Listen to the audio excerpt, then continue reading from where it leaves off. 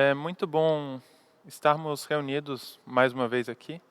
E apesar de toda a indisponibilidade de estarmos num encontro presencial, é muito bom agradecer por a gente poder ter esses momentos de estudo e aprofundamento na palavra de Deus. Eu queria saudar a todos com um salmo do capítulo 126, versículo 3, que diz o seguinte: Sim, coisas grandiosas fez o Senhor por nós, por isso estamos alegres. E de fato, apesar de todos os problemas que se aparecem, que aparentam estarmos vivendo, Deus tem feito de fato grandes coisas nas nossas vidas e por elas nós temos que agradecer. Quero, antes de começar de fato o culto, iniciar com uma oração. Então, assim como estamos, fechemos os olhos e oremos. Pai amado, obrigado por mais um dia de vida, obrigado pelas bênçãos que o Senhor tem apresentado a nós. Obrigado porque o Senhor tem nos cuidado, Pai. E perdoa pela nossa insatisfação, nossas brigas, nossos dilemas. Nos ajude a estar trabalhando essas questões em nossas vidas. Que o Senhor venha nos mudar e que a gente possa cada dia crescer mais e mais na Tua presença, Pai. Que a gente também aprenda a amar o próximo e possa fazer diferença na vida dos outros. Peço que o Senhor nos abençoe ao longo da pregação agora e cuide do nosso coração para não se desviar de Ti. Em nome de Jesus é que nós pedimos. Amém. Então, no nome do nosso Senhor, que é Deus Pai, Filho e Espírito Santo, eu gostaria de dar início ao culto e convidar a todos para um momento de louvor.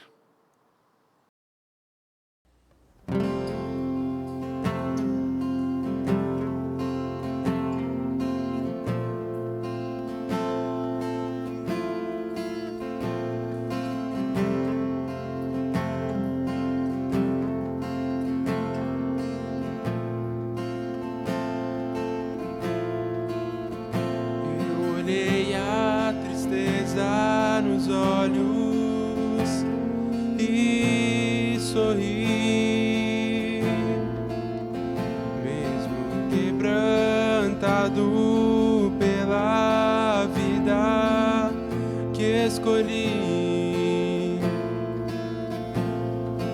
Da janela eu vi cada estação fugir. Como as árvores eu permaneço no mesmo lugar. No outono ou no inverno eu espero primavera chegar.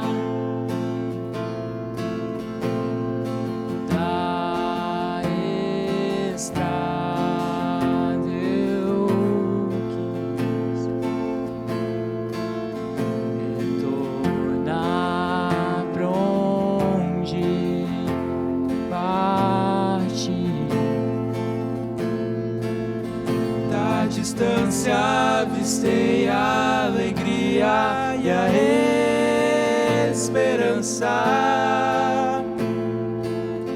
das migalhas que desperdiçamos, faremos jantar. Eu voltaria atrás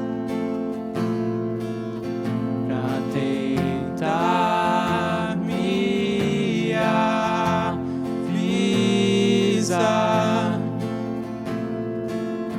que o caminho será escuro, mas que Cristo é a luz do mundo. Deixe Ele te falar quem você é.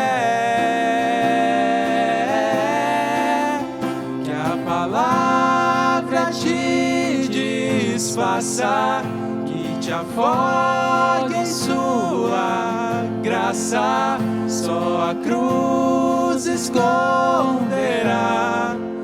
quem você não é.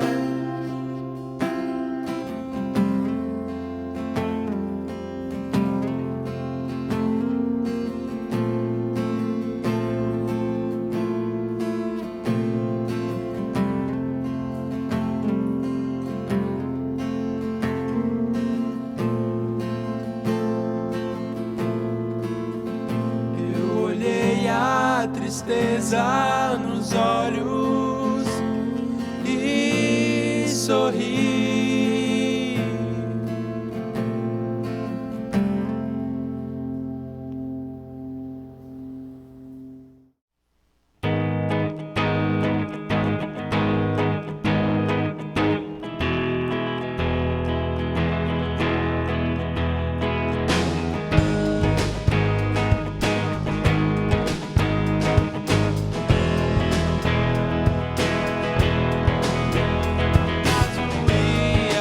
Não vou mais, vou pela fé na tua voz, que chora todos os dias, me tirando o medo.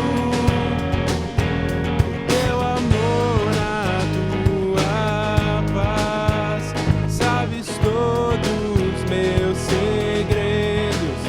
A noite chegará ao fim e o dia vem clareando.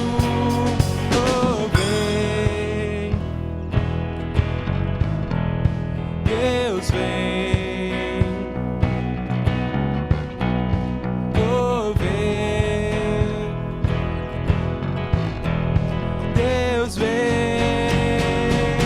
sobre nós.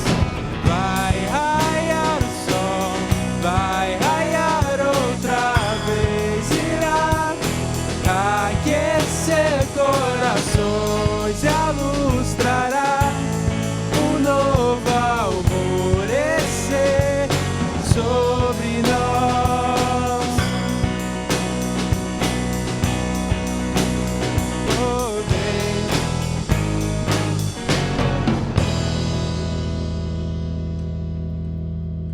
Acaso ia, não vou mais, vou pela fé na tua voz. Palavra antiga, verbo guia-nos no teu caminho. Teu amor na tua paz, tu sabes todos meus segredos. A noite chegará ao fim e o dia vem clareando. Oh, vem, Deus vem. Oh, vem, Deus vem sobre nós. Vai raiar o sol, vai raiar outra vez, irá aquecer corações e a luz trará um novo alvorecer sobre nós.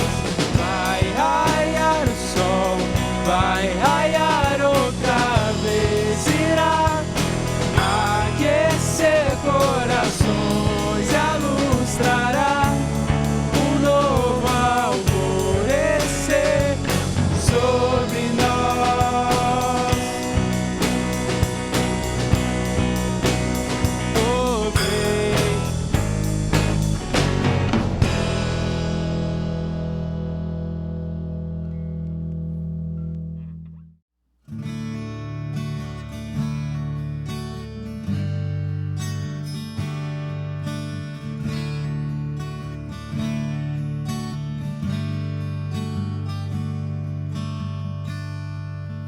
Ele não tinha qualquer beleza ou majestade para nos atrair. Nada havia em sua aparência para o desejarmos,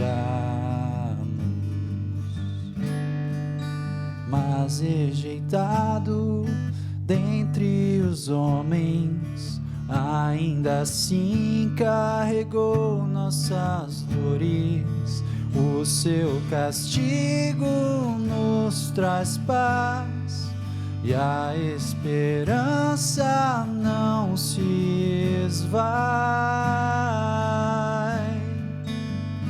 A oferta pela culpa ele ofereceu para satisfazer o Criador.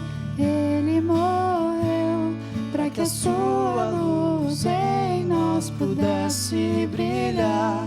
O Filho do amor se entregou em nosso lugar.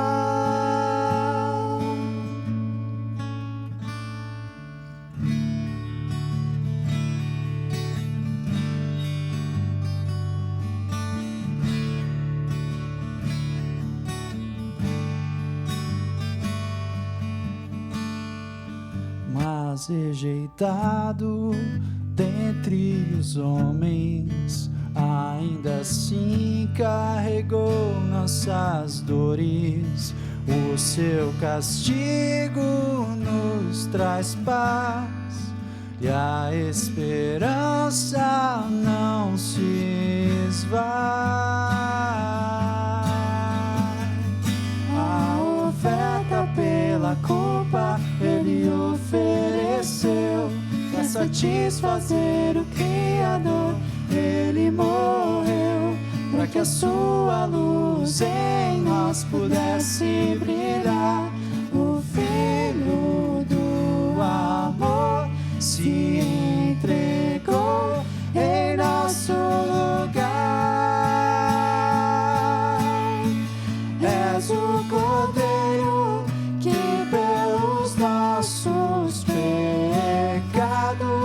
foi esmagado, sem dizer uma só palavra. Se entregou aos cravos, derramou sua vida até a morte, provando a ira amarga pra nos dar sua doce graça e nos fazer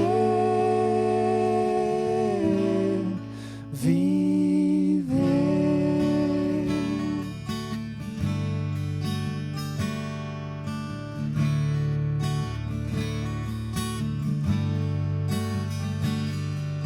La la la, la la la, la la la la la, la la la, la la la, la la la la la.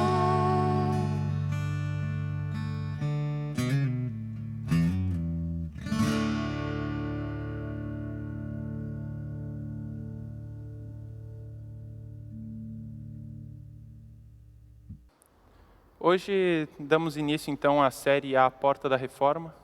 Serão 4 domingos em que abordaremos temas relacionados à reforma que têm grande impacto para a nossa vida de fé ainda hoje.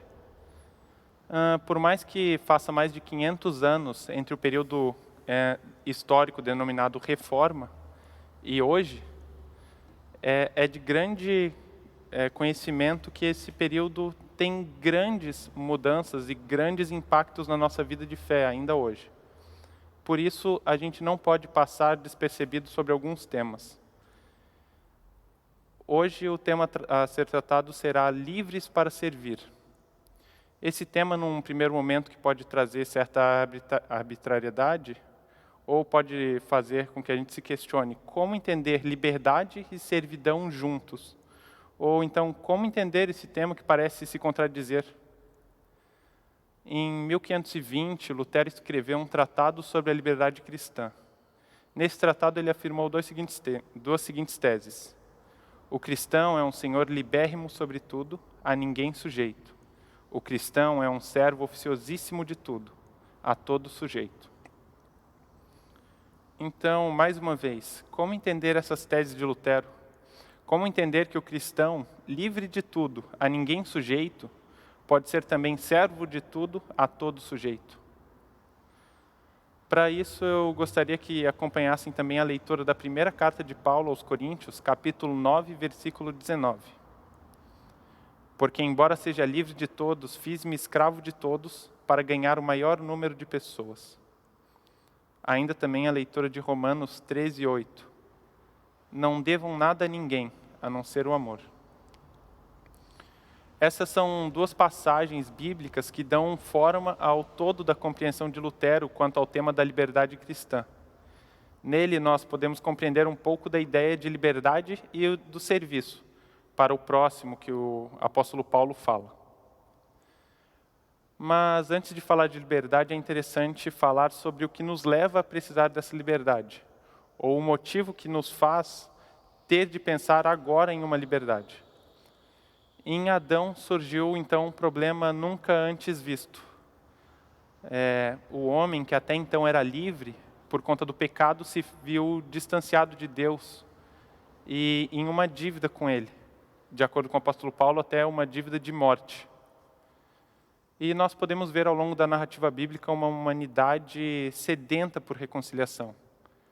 Após o exílio babilônico sofrido pelos judeus, nós vemos surgir inúmeros grupos com um apelo forte pelo cumprimento da lei dada por Deus. Eles são homens, geralmente, que tentavam alcançar, por força própria, através do cumprimento da lei, a liberdade perdida. E é nesse período e sob esse contexto que o Verbo encarnado, o próprio Jesus, adentrou a história e fez o que nenhum desses religiosos podia prever ou acreditar. Jesus morreu numa cruz, pagando a nossa dívida com Deus, e ressuscitou, e venceu a morte, possibilitando que nós tenhamos novamente uma liberdade em Deus. E todo o legalismo que até então existia e que não era capaz de salvar uma alma sequer, se viu sem sentido, uma vez que o fardo daqueles que se sentiam tão sobrecarregados não precisa mais, porque Jesus dá um fardo que, de acordo com ele, é leve. Nossa liberdade, então, foi comprada com o sangue do Filho de Deus na cruz. Mas, então, se de fato nós ganhamos essa liberdade em Cristo, por que Lutero precisa retomar esse tema? Ou qual o motivo de nós hoje precisarmos abordar esse tema da liberdade cristã? O fato é que esse tema não foi compreendido. Desde os primeiros séculos até a Reforma no século XVI, foi se interiorizando na instituição igreja que as ações humanas tinham um papel fundamental dentro da própria salvação.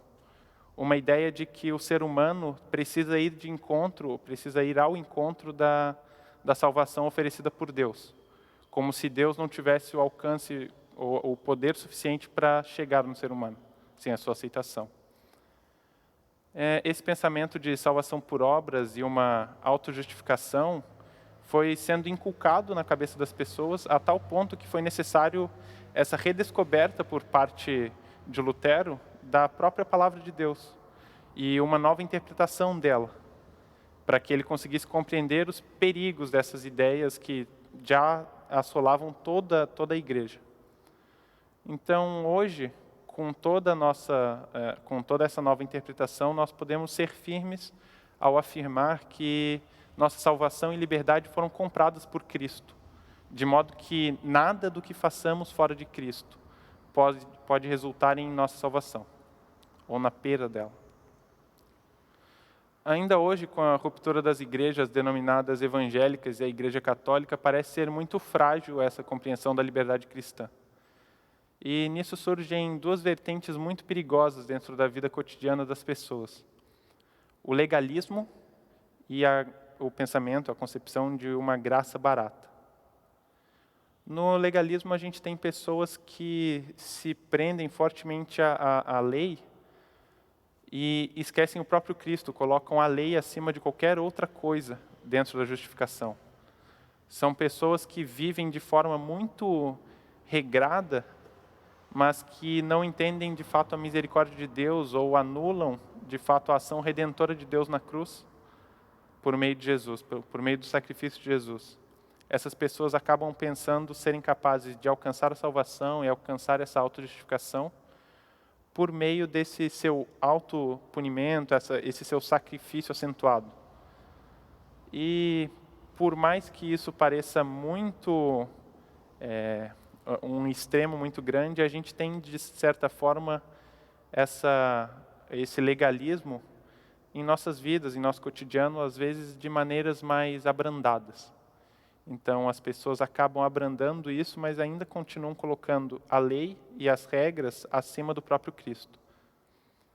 Ou então nós temos a ideia da graça barata, em que as pessoas acham que o fato de serem salvos e o entendimento até de que a ação de Cristo na cruz e a salvação que parte de Cristo é suficiente para que eu possa viver da forma que eu quiser, fazendo o que eu bem entender, sem seguir nenhum preceito bíblico, ignorando os ensinamentos da própria igreja, ignorando o fato de que somos um corpo em Cristo.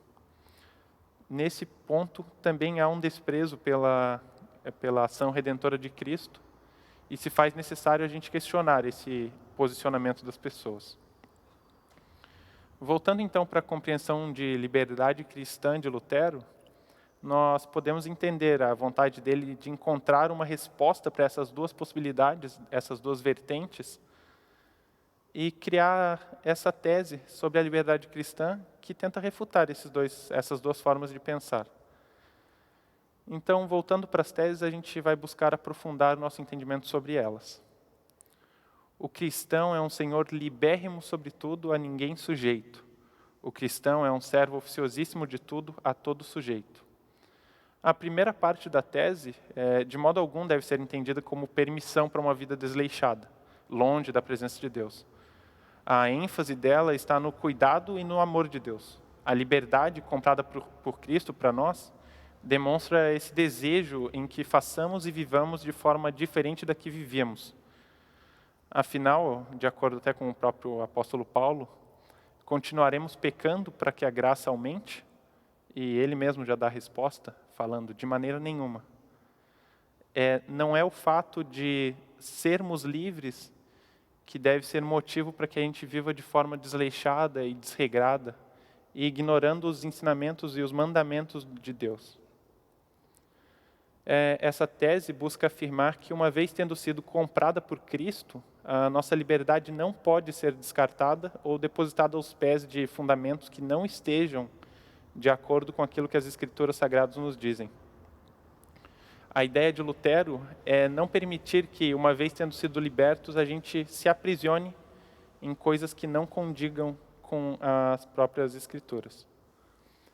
No contexto histórico em que Lutero escreveu essas teses, havia uma forte compreensão de que situações específicas de doença, fome, pobreza, entre outros casos específicos, eram causados por algum castigo divino, ou por alguma situação de injustiça cometida pela pessoa, como se pudéssemos desviar essas coisas pela realização de atos caritativos ou rituais, como oração ou jejum até. E, de fato, essa é uma ideia que está fincada em nossos corações. A gente tem essa ideia de que rituais e a bondade que nós façamos vai ou não gerar uma ação de resposta em Deus. Em casos de doença, tragédia, pobreza, fome, nós sempre questionamos as nossas próprias ações e muitas vezes questionamos a ação de Deus também. E ainda pior do que isso, muitas vezes a gente é capaz de julgar os outros, perguntando, assim como os discípulos fizeram a Jesus, quem havia pecado, no caso do cego de nascença, por exemplo. Mas, diferente disso, aqui Lutero quer mostrar que todas essas coisas acontecem, todas essas coisas ruins ou boas acontecem a todo tipo de pessoa, desde as mais justas e íntegras até as mais injustas e corrompidas. E a liberdade que temos passa a existir independente de qualquer um desses fatores externos que possam nos acometer. Afinal, somos livres, para o bem ou para o mal, e de modo que nada pode nos impedir de cumprir o propósito para o qual fomos libertos. Em suma, somos livres sim, mas livres para realizarmos a obra para a qual Deus nos chamou para si. E para que a gente possa entender um pouco melhor o que é essa obra, temos a segunda parte da tese de Lutero. Na segunda parte da tese, Lutero mostra com essa tese o motivo para o qual nós fomos libertos. Nossa liberdade é dada por Cristo a nós, mas para que venhamos a servir ao próximo em amor, como o apóstolo Paulo afirma. Afinal, eu sou livre para que eu possa trazer o máximo de pessoas possíveis por meio da pregação que eu vou vivenciar no dia a dia. Essa nossa liberdade comprada por Cristo permite que sirvamos sem o peso da lei, antes carregado como um fardo. Esse serviço e essa oferta sacrificial de amar ao próximo, como Cristo nos amou, se torna padrão quando entendemos verdadeiramente esse sacrifício de Jesus por nós.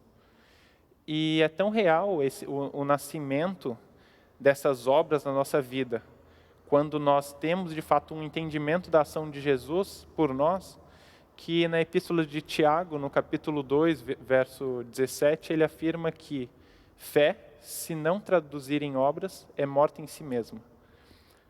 Tiago está falando aqui que, de fato, há de acontecer obras na vida daquela pessoa que tem Deus como fundamento e como base. Porque é impossível que uma árvore que produz vida não produza, não mostre os resultados dessa vida que há nela.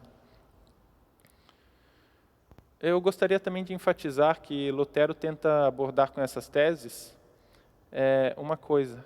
Ele tenta abordar que não há nada que deva aprisionar o cristão.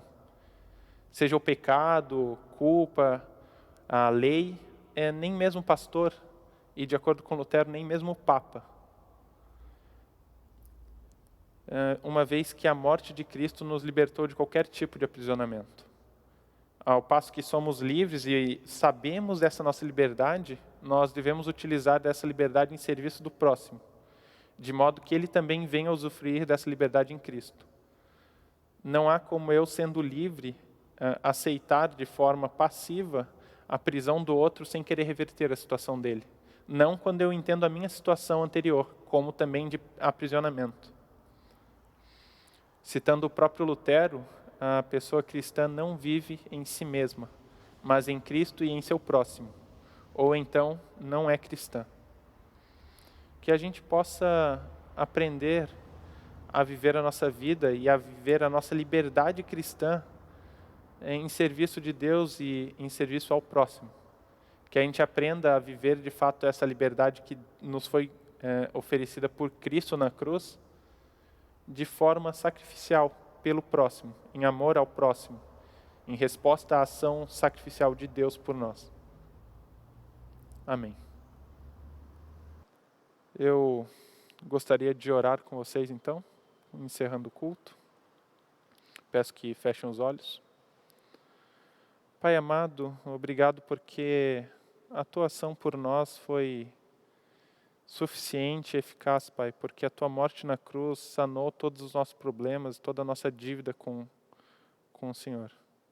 Obrigado porque a gente não carrega mais o peso de ter que fazer qualquer ação e porque, independente das nossas atitudes, da nossa maldade, o Senhor agiu em nós, Pai, e transformou as nossas vidas.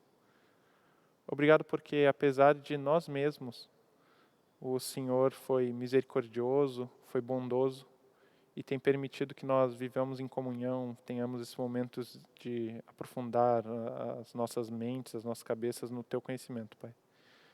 Eu peço que o Senhor esteja mudando os nossos corações e que a gente cresça cada dia mais na tua palavra, em relacionamento contigo. Também peço que a gente aprenda cada vez mais a ser igreja, a ser corpo e atuar na comunidade, no teu corpo, Pai, de forma a estar abençoando outras pessoas. Obrigado porque a tua ação não terminou em Jesus na cruz, mas Ele ressuscitou e está vivo, Pai, e virá nos levar para Ele. Peço que o Senhor perdoe os nossos pecados e nos ajude, Pai, em nossa caminhada. Em nome de Jesus, amém. O Senhor te abençoe e te guarde. O Senhor faça resplandecer o seu rosto sobre ti e tenha misericórdia de ti. O Senhor sobre ti levante o seu rosto e te dê a paz. Que nós possamos ir na paz de Deus, nessa liberdade cristã que nós temos, para servir ao próximo, amar ao próximo e ver nossa vida de forma devota a Deus.